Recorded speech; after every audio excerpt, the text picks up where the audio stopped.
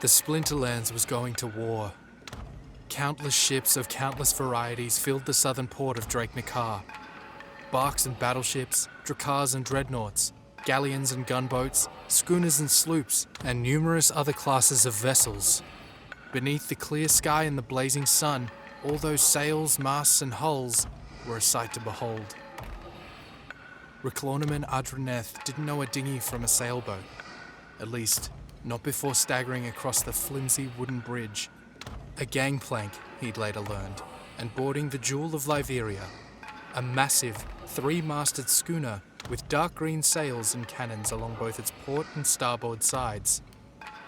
The Jewel's captain was a gruff and swarthy woman named Alatariel Kestrel. She wore black leather breeches and a leather vest over an open-necked white blouse. Her jet black hair was tied back in an untidy ponytail with a thin hemp rope. She looked Rick Lorneman up and down as he weaved his way across the gangplank and onto the ship's deck, where he grabbed a railing and stood, pale and sweating. Alatariel eyed him speculatively. "Never seen a man's face turn literally green before. Take you a while to get your sea legs, does it?" Rick Lorneman shrugged. "I'll let you know in a while." She raised her eyebrows. "Don't tell me this is your first time on a ship." The deck heaved beneath his feet, and Rick Lorneman gritted his teeth and gripped on the railing harder. "I'll be fine." "Hell of a choice for a maiden voyage." He shrugged again. "What's happening on Praetoria? What the Chaos Legion has done to our people. I can't sit idle and let that stand." Alatariel stared at him for a long moment. Then she gave a little nod and turned to help her crew, who were busy preparing the ship for the voyage. He shifted his attention to the surrounding armada. When word reached the splinters of the Chaos Legion's invasion of Praetoria, a fleet from each set sail to gather at Drake Nakar. Their ships filled with all manner of races, religions, and elements, each ready to defend their homes. Chimeria's Order of the Silver Shield, the Uman of Asmare, escorted by merfolk and other aquatic allies, humans and goblins of Anumun, the Phyrexia of the Burning Lands, the Dark Eternals and the Belarusians from Mortis. Joining them at Drake Nakar were the Gloridax. Rick Lorneman was a ranger from Anumun. He devoted his life to protecting its forests and the creatures that dwelled within them. When the call went out for defenders to stand against the Chaos Legion, he hadn't thought twice, setting out that very day on a tower griffin that carried him across the sea to Drake Nakar to await the arrival of the Splinterlands ships. When they sailed into port, he'd been assigned to the Jewel of Liberia. In retrospect, he probably should have stuck with the griffin. As the deck rose and fell beneath his feet, Rick Lorneman tried to keep his mind off his churning stomach by counting the ships. There were 100, maybe more. Above them, winged creatures circled. Beneath the waves, dark shapes glided. The Chaos Legion had done what nothing else could: unite the Splinterlands. They'd put aside their differences to join together and fight against a common enemy. And woe to the invaders who would soon feel the wrath that would fall upon them. "Haul anchor!" Alatariel called. "We sail for war!" Rick Lorneman leaned over the side of the ship and vomited into the sea. "By the gods!" On the horizon, the sky above Praetoria broiled with dark clouds lit by green flashes of lightning. Massive shadows moved in and out of them. Some looked like dragons, others looked like nothing he'd ever seen before. From Praetoria itself radiated a beam of blue light, rising from Mount Praetorius and vanishing into the clouds. Silhouetted by the light, writhing tentacles rose from the mountain of ash and flailed at the sky. Visible even at this distance, whatever creature they belonged to dwarfed anything native to the Splinterlands. An old god? Whatever it was, it managed to force its way through the volcano, and there would be no stopping it. "Full speed ahead!" Alatariel shouted.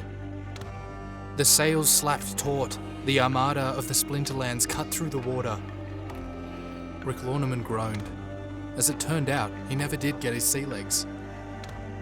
The voyage typically would have taken 2 to 3 weeks, subject to the whims of the weather. However, the use of elemental water magic and aerial and aquatic allies to manipulate the currents of the air and sea hastened the fleet's journey. All told, it took only 5 days and 4 nights. He spent his time alternately being violently ill and listening to Alatariel's lessons on the classifications of ships, nautical terms, and sailing. One evening, as the two of them sat together, staring at the stars, he turned to her. "How is it that a good-looking woman chooses to spend her days cooped up on a boat with nothing but a few fish and a crew of smelly men to keep her company?" he asked. She glanced sideways at him. "And how is it that a man dresses himself in a woebegone tatter of leathers that hardly passes clothing, and chooses to spend his time traipsing through the woods in a tangle of dirt, brush, and leaves? And ain't you ever heard of a haircut and shave?" He tugged his beard and frowned. "I've been told it makes me look sophisticated." Her eyes twinkled. "Whoever told you that? My guess is they were just trying to bed you." "And what do they say when they want to bed you?" She laughed softly and patted his knee.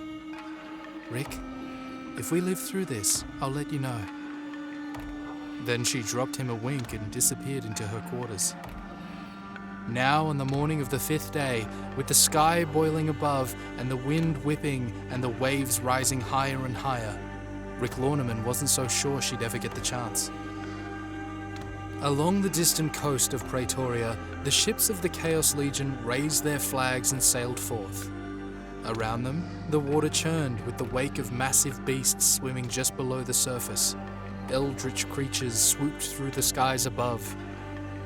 They headed unerringly toward the approaching armada of the Splinterlands, apparently intent on meeting them head-on.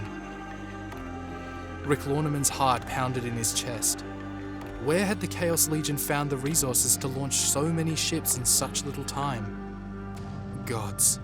Their numbers more than equaled those of the Splinterlands. His seasickness temporarily forgotten, he strode to the starboard side of the Jewel of Liberia, unslung his bow and nocked an arrow. On either side of him, the crew loaded the cannons. The Chaos Legion's forces drew ever closer. He could see men, women, and other creatures on the decks of the enemy ships. He could see dragons and demon-like beasts soaring through the air above the blackened sails. He could see scales and the smooth sheen of flesh beneath the waves. The armada of the Splinterlands sailed forward to meet them. His allies, his brothers and sisters united in defense of their homeland. Swords gleamed, hands glowed with the power of prepared magic. Theirs was a force to be reckoned with, and a cause that was just. Rick Lorneman was confident that they'd prove victorious. He set his feet and his jaw, and waited as the two armies approached one another. They had to be victorious, because the alternative, it was just unfathomable. "Hard port rudder!" came the command from Alatariel, and the Jewel of Liberia turned sharply to the left. Rick Lorneman was thrown against the gun wall and nearly went overboard, ending his part in the battle before it had even begun. Instead, his hip slammed painfully into the edge of the ship's wooden hull, but he kept his feet and readjusted his grip on his bow.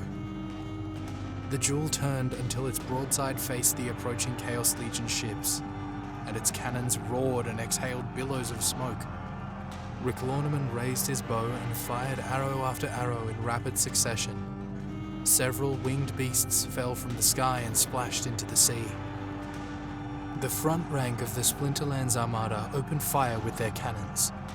Bolts of elemental magic hurtled through the air.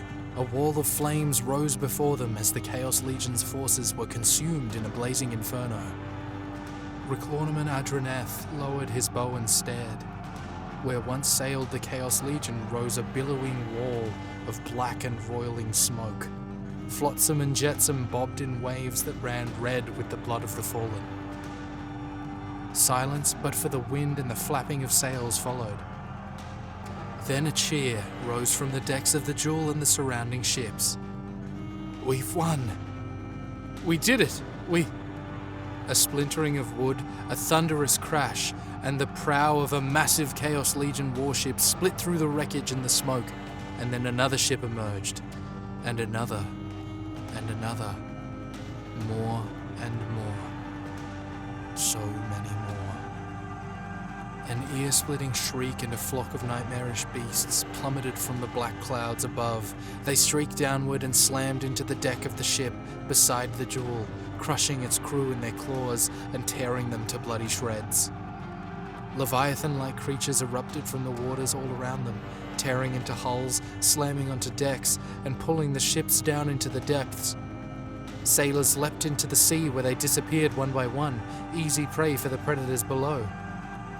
One of the Chaos Legion ships, a black-hulled galleon with dark grey sails, sliced through the waves toward the Jewel of Liberia. It scraped against the ship's side with a terrible splintering crack. Men, women, and beasts in dark steel armor leapt across the gap and onto its deck. To arms! Alatariel shouted, drawing her rapier and leaping forward to meet the enemy as her crew drew their own weapons and raced to join her. Rick Lorneman walked backward, firing his arrows as fast as he could draw them. When at last, the Chaos Legion's soldiers closed in. He dropped his bow and drew his longsword, blurring into motion. With the first swing, he separated a head from its body. On the backswing, he impaled the blade into another's chest. He strode through the invaders toward Alatariel, cutting down all who stood in his path.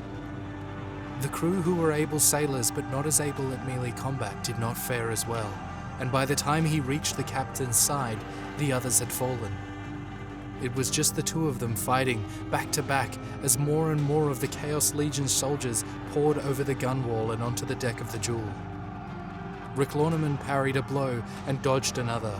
A sharp pain cut into his thigh, and he grunted and went down on one knee. A sword rose in the air, poised to strike. He didn't have time to raise his own in defense. The killing blow gleamed and cleaved the air in a vicious downstroke. Alatariel's rapier blocked its path with a ringing of steel, and she slammed her hilt into the Chaos Legion soldier's face. Then she offered Rick Lorneman her hand. "Just ask to buy me a drink," she said.